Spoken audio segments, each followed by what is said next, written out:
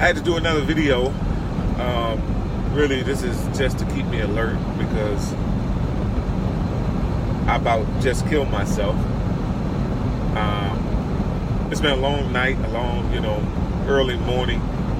I worked till about 12:30 last night. Got home around, I guess that's the time I got home. I wasn't able to get to bed though until about 2. I was just still thinking. I had to do some admin stuff, so I wanted to get that done. Then I knew I had to get up at 6 this morning, so I made sure that I was out of the house by 7. And I was going to do a job down in Murfreesboro, Illinois, Murfreesboro, Illinois, at a Hardee's. So I got out there, and it was a quick job. Turned out it was really just they had a connectivity issue on their safe, and they couldn't. They wasn't even aware that they had an antenna that attached to the safe, and it was magnetic, and they needed to have it in a place that was high or on the top of the safe. So they didn't know what it was, so they threw it behind the safe somewhere, and they wondered why their connectivity was decreased. Anyway, so I ran a quick little test, found the antenna, put it up there. Voila, safe was working again. Transmitted it back to the bank, let them know what they have in their safe. So then I had to leave. Now, I'm headed back to St. Louis, but I'm so tired. Like I said, I had to get up early, so I really only had about 3.5, 4 hours of sleep. And I guess that's the nature of this job, the nature of what I'm doing. So I'm driving back, so I don't forget, get sidetracked. I think 100 miles per hour. Why I started doing the video to stay alert, because I'm driving down the road and I literally dozed off, and then when I woke up to the sound of a horn blowing from a truck, and I was in the lane. I was in the far left lane, oncoming traffic, and he's blowing his horn trying to get me to stop. But before you know it, when I got up, I saw he was actually parked, probably about 100 yards or less in front of me. So, because he saw that I was still riding in his lane, and it didn't look like I was going to stop. So, by the grace of God. So, yeah, well, my family would have been taken care of.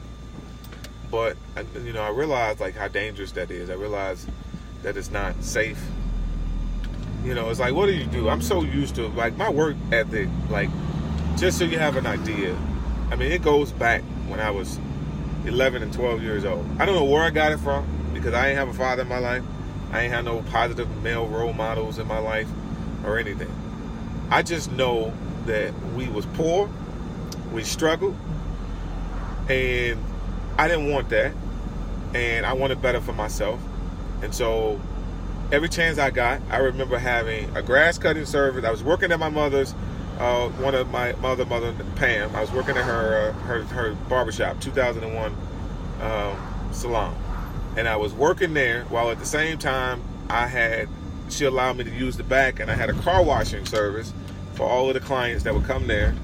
And I would cut grass all on the same day. I remember going to cut somebody's grass, coming back, washing the car, and going back in the barber shop and the beauty shop and sweeping up and taking care of the tiles and replenishing that kind of stuff to make money. So I used to call myself a Jamaican.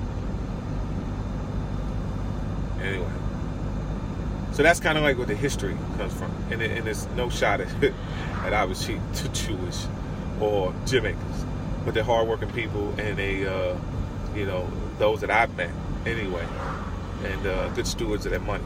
So that's why I say that. So I aspire to be that, just that. But anyway, so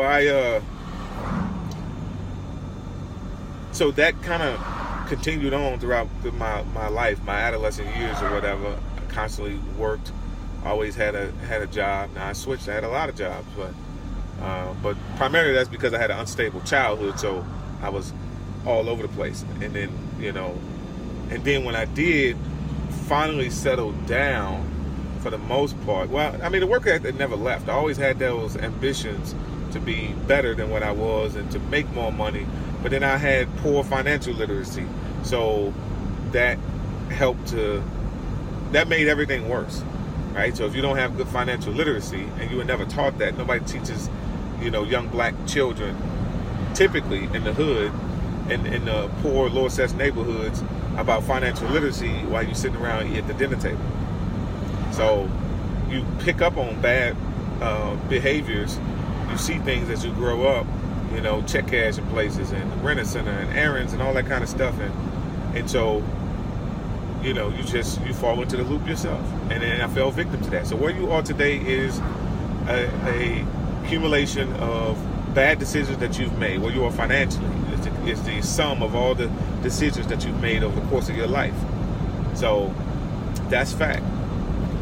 So if you're not where you need to be, then think about the decisions that you made, where you were. So at one point I went overseas and I was making almost $250,000 overseas doing subcontracting. Bad decisions forced me to leave that job and come back to St. Louis.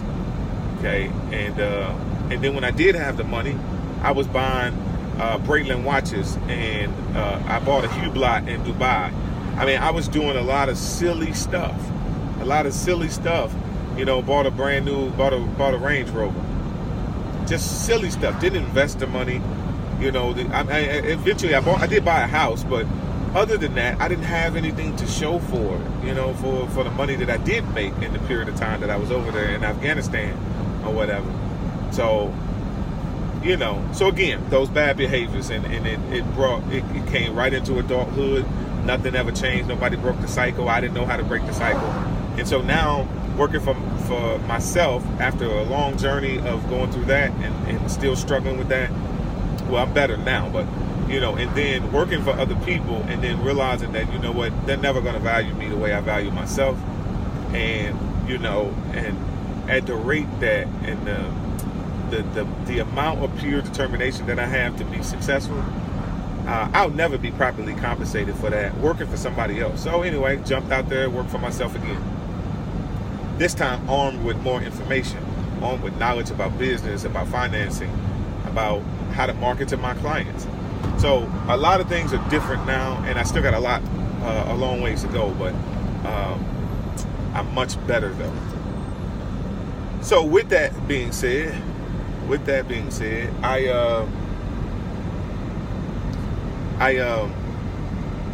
that's where the hustle comes from. And then so when I'm working for myself now, I don't know how to turn it off. All right, so it's just constant goal, because now it's like I'm at the precipice of that change. It's like it's so close right now. I can feel it, and I see it. I mean, I see it on paper,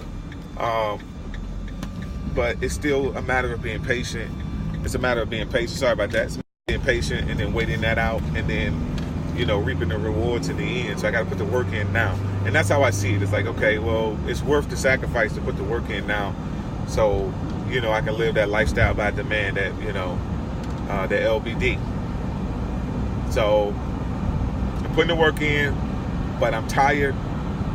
But I got to keep pushing myself, because nobody else is going to push me the way that I'm going to push myself, because nobody believes in me the way I believe in myself. Continue straight for 40 minutes to exit 3B, I-70 West, Kansas City. Again, so I almost killed myself, as I was saying. So, thank God, by the grace of God, I'm okay.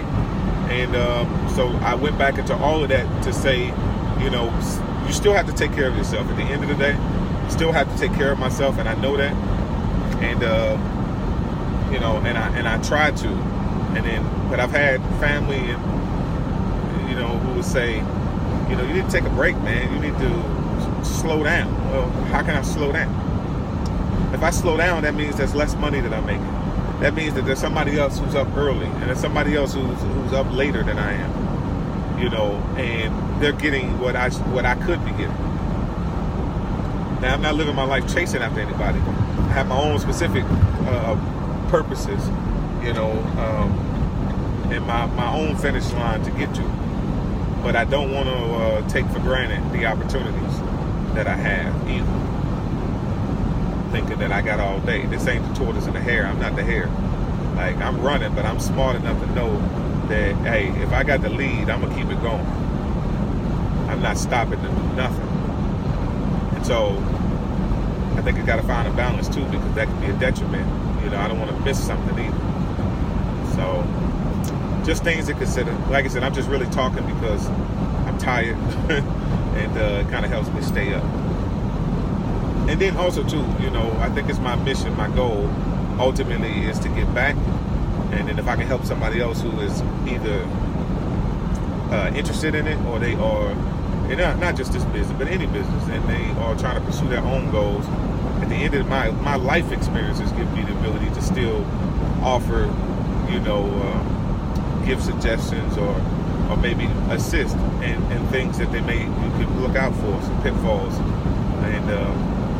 and the type of attitude that you need to have to create opportunities. And certainly when it comes to finances, I can help a lot of people avoid a lot of pitfalls, because at the end of the day, it's all about behavior modifications. Like, so your financial literacy and where you are, you know, and if you look at your life and where it is, that's the result of it. It's due to that illiteracy. And if you are not literate about it, I mean, I don't think there's a greater need. I mean, you absolutely need to understand money and how it works, and then how to build wealth and resources, you know, to accumulate those resources. I told a story on one video that I did. I think the changing point for me was, you know, there was a lot of moments where it's like, no, something's got to give. But I couldn't blame nobody else. It's nobody else's fault. It's not just my environment. It ain't my mother's fault. It's my fault. It's my lack of literacy that put me in the position that I was in. So seeing things different and learning something different and expanding my horizons, going out, you know, having mentors and being around people who are successful, and you get to hear some of the stories. You get to hear, you know, how they managed to get to where they are. And it does something to you. It's like, you know what? They're right. You know, this is not going to change until I start making behavior modifications. That's the only way it's going to change. I was buying Jordans every weekend. I was getting into the selling thing. You know, buying, you know, everything that came out new I was buying, and I not taking shots at Jordans. If you can afford it, then so be it. That's, you know. But I'm talking about really afford. A good friend of mine, Joan Berger, I love her to death. She don't even realize it, you know. And I made so many mistakes, and then they still love me in the process. Gary and Joan, and I love them back for that, you know. But I remember her telling me one time when I went to go buy this Cadillac. I wanted to buy this car. She was trying to talk me into buying Gary Jr.'s car. Not talk me into it, but she just, you know, it was a better deal. And in hindsight, it's like, oh my God, why didn't I listen to him? But I was young, and I got all the answers, and I wasn't really trying to listen. And Gary had a Cadillac Catera, and they was gonna sell it to me, I think, for about $3,500. The car was still running. I knew he took care of it. This is a good guy, by the way, great guy. You know, through Berger Law. So if you all needed any assistance, you've been involved in an accident, personal injuries, those kind of things, Gary Berger is the person to go to. I went to him when I had an injury at work. I got injured while doing on law enforcement duties, and he took care of me. He took care of me, and they negotiated it, and they got me more than what they were initially talking about, what they wanted to settle for. So thank you, Gary. Thank you. And so back to Joan. So Joan and Gary, her husband. I mean, so at one point I was staying with them. They let me come stay with them, and wonderful, wonderful people. And she was telling me about this car, and I should buy it because I was going to get a car, had a job. I think I was working at like Walgreens or something. And she told me to get this car, and it would be a better deal. But no, I wanted something newer, and that car wasn't cool enough for me. So I ended up going to get a Cadillac DeVille. Like that's any better. Actually, the Catera was probably better for me at that age, because I think I was like 19 years old. But I had good credit. I mean, great credit. I think I was at like 750 or something, or whatever, or more. You know, I had